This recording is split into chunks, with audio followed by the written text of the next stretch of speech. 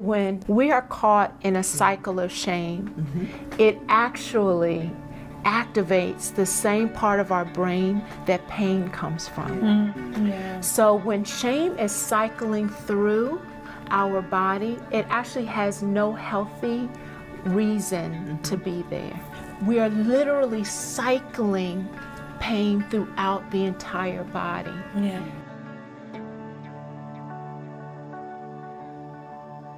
What are some action steps for moving out of shame?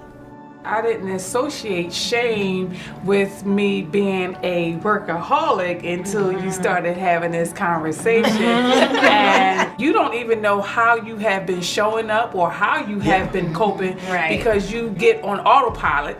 The shame for me is that although I feel like I'm authentic and that I can show my real self, it's that somebody's going to judge me. When I think about work, career, titles, you know, do I want to be a doctor? Do I want to get my doctorate? Is that going to take me to the next level? Right. As I sit here and I listen to my sisters and we think about the chapter on shame, every place I went, I showed up as Sunday best because I felt as though I wanted to hide behind how I showed up. I could be the person that could walk into a boardroom and I'm going to pick shame up. And I figured, like, how do I identify with shame? Because that used to be me. For me, understanding that because he died, I don't have to be embarrassed and nothing will separate us from his love. I think so many people get offended. And if you knew his promises, you would not be offended. Why is it shameful to want more accomplishment? Well, we know that's about self and not about relying on God. I thought I knew God. Right. And I thought I understood who he was to me.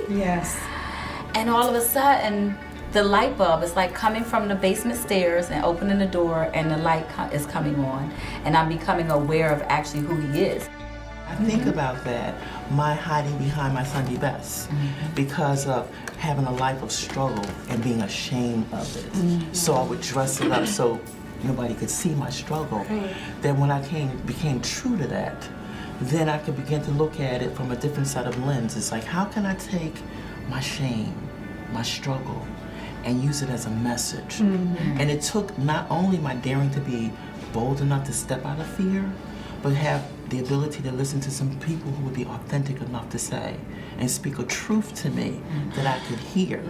And when I heard that truth and I recognized it, it allowed me to take my mess, mess that I created because of my shame and because of my hiding, and be able to walk it out and turn it into a message. So when I think about this chapter on shame, I am so excited that there are going to be a mass of women that are going to be able to say, oh, that was me, that was me, that was me, that was me.